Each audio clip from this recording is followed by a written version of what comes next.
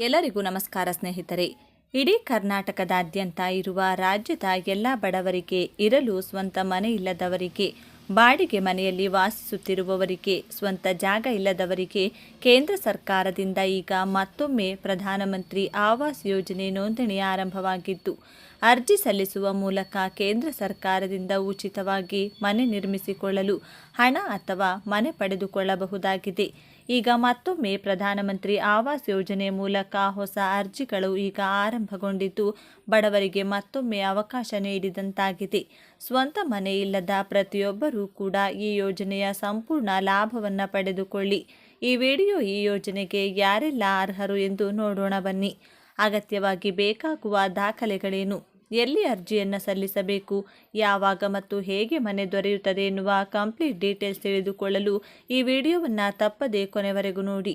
ನೀವು ಕೂಡ ಸರ್ಕಾರದಿಂದ ಇವತ್ತಿನವರೆಗೂ ಉಚಿತ ಮನೆ ಪಡೆದುಕೊಂಡಿಲ್ಲ ಅಂದರೆ ಈ ವಿಡಿಯೋಗೆ ಈಗಲೇ ಲೈಕ್ ಮಾಡಿ.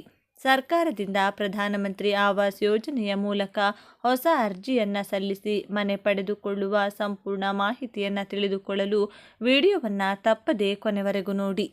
ಪ್ರಧಾನಮಂತ್ರಿ ಆವಾಸ್ ಯೋಜನೆ 2.0 ಅಡಿಯಲ್ಲಿ ಸರ್ಕಾರವು 3 ಕೋಟಿ ಹೆಚ್ಚುವರಿ ಮನೆಗಳನ್ನು ನಿರ್ಮಿಸುವ ಗುರಿಯನ್ನು ಹೊಂದಿದೆ. ಈಗ ಮಾಸಿಕ 15,000 ರೂಪಾಯಿ ಆದಾಯ ಇರುವವರು ಅರ್ಹರಾಗಿದ್ದು, 90 ದಿನಗಳಲ್ಲಿ ಮನೆ ನೀಡಲಾಗುವುದು. ಆನ್ಲೈನ್ ಅರ್ಜಿ ಪ್ರಕ್ರಿಯೆಯು ಸರಳವಾಗಿದೆ ಮತ್ತು ಅರ್ಹ ವ್ಯಕ್ತಿಗಳನ್ನು ಗುರುತಿಸಲು ಸಮೀಕ್ಷೆಯು ಶೀಘ್ರದಲ್ಲೇ ಪ್ರಾರಂಭವಾಗುತ್ತದೆ. ಪ್ರಧಾನಮಂತ್ರಿ ಆವಾಸ್ ಯೋಜನೆ ಸರ್ಕಾರದ ಪ್ರಮುಖ ಯೋಜನೆಯಾಗಿದ್ದು, ದೇಶದ ಆರ್ಥಿಕವಾಗಿ ದುರ್ಬಲ ಜನರಿಗೆ ವಸತಿ ಒದಗಿಸುವ ಗುರಿಯನ್ನು ಹೊಂದಿದೆ. ಪ್ರಧಾನಮಂತ್ರಿ ಆವಾಸ್ ಯೋಜನೆ 2.0 ರಲ್ಲಿ ಸರ್ಕಾರವು ಈಗ ಹೆಚ್ಚುವರಿಯಾಗಿ 3 ಕೋಟಿ ಮನೆಗಳನ್ನು ನಿರ್ಮಿಸುವ ಗುರಿಯನ್ನು ಹೊಂದಿದ್ದು, ಇದಕ್ಕಾಗಿ ಈ ಆರ್ಥಿಕ ವರ್ಷದಲ್ಲಿ 10 ಲಕ್ಷ ಕೋಟಿ ರೂಪಾಯಿ. ಯೋಜನೆಯಲ್ಲಿ ಅರ್ಹತೆಯಲ್ಲಿ ಬದಲಾವಣೆಗಳು. ಪ್ರಧಾನಮಂತ್ರಿ ಆವಾಸ್ ಯೋಜನೆ 2.0 ರಲ್ಲಿ ಅರ್ಹತಾ ಷರತ್ತುಗಳಲ್ಲಿ ಕೆಲವು ಪ್ರಮುಖ ಬದಲಾವಣೆಗಳನ್ನು ಮಾಡಲಾಗಿದೆ. ಇದರಿಂದಾಗಿ ಹೆಚ್ಚಿನ ಜನರು ಈ ಯೋಜನೆಯ ಪ್ರಯೋಜನಗಳನ್ನು ಪಡೆಯಲು ಸಾಧ್ಯವಾಗುತ್ತದೆ. ಈ ಮೊದಲು ಮಾಸಿಕ ಆದಾಯ 10,000 ರೂಪಾಯಿವರೆಗಿನ ಜನರು ಈ ಯೋಜನೆಗೆ ಅರ್ಹರಾಗಿದ್ದರು. ಈಗ ಮಿತಿಯನ್ನು ತಿಂಗಳಿಗೆ 15,000 ರೂಪಾಯಿಗೆ ಹೆಚ್ಚಿಸಲಾಗಿದೆ. ಇದರೊಂದಿಗೆ ಮಧ್ಯಮ ವರ್ಗದ ಕುಟುಂಬಗಳು ಕೂಡ ಈ ಯೋಜನೆಯ ಲಾಭ ಪಡೆಯಲು ಸಾಧ್ಯವಾಗುತ್ತದೆ. ಹೌದು, ಇದಲ್ಲದೆ ಈ ಹಿಂದೆ 2 ಕೋಣೆಗಳ ಕಚ್ಚೆ ಮನೆ, ಫ್ರಿಡ್ಜ್ ಅಥವಾ ದ್ವಿಚಕ್ರ ವಾಹನ ಹೊಂದಿರುವವರು ಈ ಯೋಜನೆಗೆ ಅರ್ಹರಾಗಿರಲಿಲ್ಲ. ಆದರೆ ಈಗ ಈ ಹೊಸ ಯೋಜನೆಯಲ್ಲಿ ಈ ಷರತ್ತುಗಳನ್ನು ಸಡಿಲಿಸಲಾಗಿದೆ. ಈಗ ಈ ಸೌಲಭ್ಯಗಳ ಹೊರತಾಗಿಯೂ ವ್ಯಕ್ತಿಗಳು ಈ ಯೋಜನೆಯ ಪ್ರಯೋಜನಗಳನ್ನು ಪಡೆಯಬಹುದು. ಆಯ್ಕೆ ಪ್ರಕ್ರಿಯೆಯು ಹೆಚ್ಚು ಪಾರದರ್ಶಕವಾಗಿರುತ್ತದೆ. ಅಲ್ಲಿ ಅರ್ಹ ವ್ಯಕ್ತಿಗಳನ್ನು ಗ್ರಾಮ ಮಟ್ಟದಲ್ಲಿ ಬಹಿರಂಗ ಸಭೆಗಳ ಮೂಲಕ ಆಯ್ಕೆ ಮಾಡಲಾಗುತ್ತದೆ. 90 ದಿನಗಳಲ್ಲಿ ನಿಮಗೆ ಮನೆ ಸಿಗುತ್ತದೆ. ಪ್ರಧಾನಮಂತ್ರಿ ಆವಾಸ್ ಯೋಜನೆ 2.0 ಅಡಿಯಲ್ಲಿ ಅರ್ಹ ವ್ಯಕ್ತಿಗಳಿಗೆ ಕೇವಲ 90 ದಿನಗಳಲ್ಲಿ ಅವರ ಮನೆಗಳನ್ನು ಒದಗಿಸಲಾಗುವುದೆಂದು ಸರ್ಕಾರ ಘೋಷಿಸಿದೆ. ಇದಕ್ಕಾಗಿ ಸರ್ಕಾರ ಶೀಘ್ರದಲ್ಲೇ ಸಮೀಕ್ಷೆಯನ್ನು ಪ್ರಾರಂಭಿಸಲಿದ್ದು, ಈ ಯೋಜನೆಯ ಲಾಭ ಪಡೆಯಲು ಅರ್ಹರಾಗಿರುವ ಎಲ್ಲ ಜನರನ್ನು ಗುರುತಿಸಲಾಗುವುದು. ಈ ಸಮೀಕ್ಷೆಯನ್ನು ನಗರ ಮತ್ತು ಗ್ರಾಮೀಣ ಪ್ರದೇಶಗಳಲ್ಲಿ ನಡೆಸಲಾಗುವುದು. ಇದರಿಂದ ಪ್ರತಿಯೊಬ್ಬ ನಿರ್ಗತಿಕರಿಗೆ ವಸತಿ ಸಿಗುತ್ತದೆ. ಪ್ರಧಾನಮಂತ್ರಿ ಆವಾಸ್ ಯೋಜನೆಗೆ ಅರ್ಜಿ ಸಲ್ಲಿಸುವುದು ಹೇಗೆ? ಈ ಯೋಜನೆಯ ಪ್ರಯೋಜನಗಳನ್ನು ಪಡೆಯಲು ಅಪ್ಲಿಕೇಶನ್ ಪ್ರಕ್ರಿಯೆಯನ್ನು ಸರಳ ಮತ್ತು ಡಿಜಿಟಲ್ ಮಾಡಲಾಗಿದೆ. ಆಸಕ್ತರು ಪಿಎಂ ಆವಾಸ್ ಯೋಜನೆಯ ಅಧಿಕೃತ ವೆಬ್ಸೈಟ್ pmaymis.gov.in ಗೆ ಭೇಟಿ ನೀಡುವ ಮೂಲಕ ಆನ್ಲೈನ್ನಲ್ಲಿ ಅರ್ಜಿ ಸಲ್ಲಿಸಬಹುದು. ಇದರ ನಂತರ ಹತ್ತಿರದ ಸಾಮಾನ್ಯ ಸೇವಾ ಕೇಂದ್ರ ಅಥವಾ ಬ್ಯಾಂಕ್ಗೆ ಹೋಗಿ ಮತ್ತು ಅಗತ್ಯ ದಾಖಲೆಗಳೊಂದಿಗೆ ಅರ್ಜಿ ನಮೂನೆಯನ್ನು ಸಲ್ಲಿಸಿ. ನೀವು ಅಸೆಸ್ಮೆಂಟ್ ಐಡಿ ಅಥವಾ ಹೆಸರು, ತಂದೆಯ ಹೆಸರು ಮತ್ತು ಮೊಬೈಲ್ ಸಂಖ್ಯೆಯ ಮೂಲಕ ವೆಬ್ಸೈಟ್ನಲ್ಲಿ ಅಪ್ಲಿಕೇಶನ್ ಸ್ಥಿತಿಯನ್ನು ಟ್ರ್ಯಾಕ್ ಮಾಡಬಹುದು. ಯಾರು ಅರ್ಜಿ ಸಲ್ಲಿಸಬಹುದು? ಕುಟುಂಬದಲ್ಲಿ ಕೇವಲ ಪುರುಷ ಸದಸ್ಯರಿದ್ದರೆ ಅವರು ಇನ್ನೂ ಅರ್ಜಿ ಸಲ್ಲಿಸಬಹುದು. ಅಭ್ಯರ್ಥಿಯ ವಯಸ್ಸು 70 ವರ್ಷಕ್ಕಿಂತ ಕಡಿಮೆ ಇರಬೇಕು.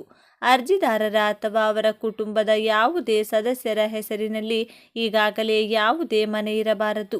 ಫಲಾನುಭವಿಯು ಈ ಹಿಂದೆ ಯಾವುದೇ ಸರ್ಕಾರಿ ವಸತಿ ಯೋಜನೆಯ ಲಾಭವನ್ನು ಪಡೆದಿರಬಾರದು. ಮನೆಯ ಒಡೆತನ ಮಹಿಳೆಯ ಹೆಸರಿಗೆ ಆಗಬೇಕೆಂಬುದು ಸರ್ಕಾರದ ಉದ್ದೇಶ. ಮಹಿಳೆಯರನ್ನು ಆರ್ಥಿಕವಾಗಿ ಸಬಲೀಕರಣಗೊಳಿಸುವ ಪ್ರಯತ್ನವೂ ಕೂಡ ಇದಾಗಿದೆ. ಯಾರಿಗೆ ಲಾಭ? ಈ ಯೋಜನೆಯ ಪ್ರಯೋಜನಗಳನ್ನು ಎಲ್ಲ ನಾಗರಿಕರಿಗೆ ವಿಸ್ತರಿಸಲು ಸರ್ಕಾರವು ಇದನ್ನು 4 ವರ್ಗಗಳಾಗಿ ವಿಂಗಡಿಸಿದೆ. ಆರ್ಥಿಕವಾಗಿ ದುರ್ಬಲ ವಿಭಾಗ, ಇದು ಅತ್ಯಂತ ಕಡಿಮೆ ಆದಾಯದ ವರ್ಗವಾಗಿದೆ. ಈ ವರ್ಗಕ್ಕೆ ಸೇರುವ ಕುಟುಂಬಗಳು ವಸತಿ ಯೋಜನೆಯ ಅಡಿಯಲ್ಲಿ ಹೆಚ್ಚಿನ ಸಹಾಯವನ್ನು ಪಡೆಯುತ್ತವೆ. ಕಡಿಮೆ ಆದಾಯದ ಗುಂಪು, ಈ ವರ್ಗದಲ್ಲಿ ಬೀಳುವ ಕುಟುಂಬಗಳ ಆದಾಯವು EWS ವರ್ಗಕ್ಕಿಂತ ಸ್ವಲ್ಪ ಹೆಚ್ಚಾಗಿರುತ್ತದೆ. ಅವರಿಗೂ ವಸತಿ ಯೋಜನೆಯಡಿ ಸಾಕಷ್ಟು ನೆರವು ಸಿಗುತ್ತದೆ. ಮಧ್ಯಮ ಆದಾಯ ಗುಂಪು 1, ಈ ವರ್ಗದಲ್ಲಿ ಬೀಳುವ ಕುಟುಂಬಗಳ ಆದಾಯವು LIG ವರ್ಗಕ್ಕಿಂತ ಹೆಚ್ಚಾಗಿರುತ್ತದೆ.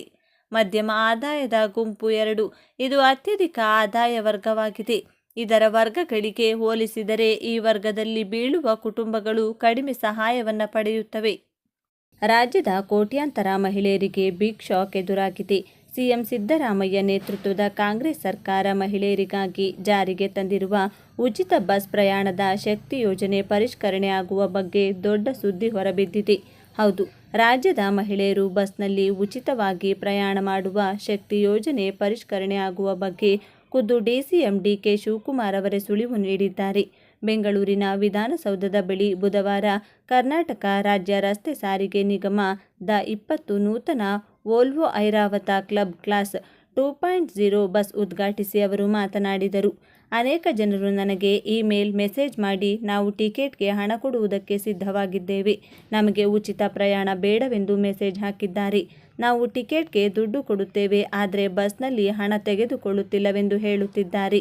ಅನೇಕರು ನಾವು ಟಿಕೆಟ್ ಹಣ ಕೊಡುವುದಕ್ಕೆ ಸಿದ್ಧವೆಂದು ಪ್ರಾಮಾಣಿಕವಾಗಿ ಅಭಿಪ್ರಾಯ ಹೇಳುತ್ತಿದ್ದಾರೆ. ಹೀಗಾಗಿ ನಾವು ಸಾರಿಗೆ ಸಚಿವ ರಾಮಲಿಂಗಾರೆಡ್ಡಿ ಸರ್ಕಾರದಲ್ಲಿ ಎಲ್ಲ ಕೂತು ಈ ಬಗ್ಗೆ ಚರ್ಚೆ ಮಾಡಿ ತೀರ್ಮಾನ ತೆಗೆದುಕೊಳ್ಳುತ್ತೇವೆ ಎಂದು ತಿಳಿಸಿದರು. ಪಂಚ ಗ್ಯಾರಂಟಿ ಯೋಜನೆಗಳಿಂದ ಆರ್ಥಿಕ ಹೊಡೆತ ಅನುಭವಿಸುತ್ತಿರುವ ಕಾಂಗ್ರೆಸ್ ಸರ್ಕಾರ ಇದೀಗ DKಶಿ ಹೇಳಿಕೆಯಿಂದ ಗ್ಯಾರಂಟಿ ಯೋಜನೆಗಳ ಪರಿಷ್ಕರಣೆಗೆ ಮುಂದಾಗುವ ಸುಳಿವು ಕೊಟ್ಟಿದೆ. ವೋಲ್ವೋ ಐರಾವತ ಕ್ಲಬ್ ಕ್ಲಾಸ್ 2.0 ಉದ್ಘಾಟನೆ.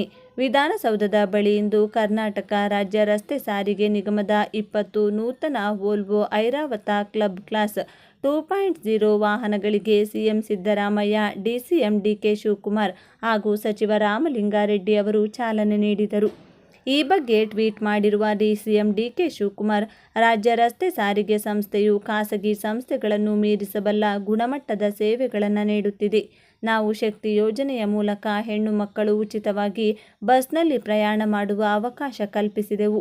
ಹಣಕಾಸಿನ ಪರಿಸ್ಥಿತಿ ಚೆನ್ನಾಗಿರುವ ಕೆಲವು ಮಹಿಳೆಯರು ನನ್ನನ್ನು ಟ್ಯಾಗ್ ಮಾಡಿ ಟ್ವೀಟ್ ಮಾಡಿದ್ದು, ತಾವು ಹಣ ಕೊಟ್ಟು ಪ್ರಯಾಣ ಮಾಡಲು ಬಯಸಿದರೂ ಕಂಡಕ್ಟರ್ಗಳು ಸ್ವೀಕರಿಸುತ್ತಿಲ್ಲವೆಂದು ಹೇಳುತ್ತಿದ್ದಾರೆ ಎಂದು ಹೇಳಿದ್ದಾರೆ. ಸದ್ಯದಲ್ಲೇ ಈ ಸಮಸ್ಯೆಯನ್ನು ಇತ್ಯರ್ಥಪಡಿಸುತ್ತೇವೆ. ವೋಲ್ವೋ ಬಸ್ಗಳು ಪ್ರಯಾಣಿಕರಿಗೆ ಆರಾಮದಾಯಕ ಪ್ರಯಾಣದ ಸೇವೆಯನ್ನು ಒದಗಿಸುತ್ತಾ ಬಂದಿದ್ದು, ಅವಕಾಶ ಸಿಕ್ಕಾಗ ನಮ್ಮ ಸಂಪುಟದ ಸಹೋದ್ಯೋಗಿಗಳೆಲ್ಲ ಬಸ್ನಲ್ಲಿ ಒಟ್ಟಿಗೆ ಪ್ರಯಾಣ ಮಾಡುತ್ತೇವೆ ಎಂದು ತಿಳಿಸಿದ್ದಾರೆ.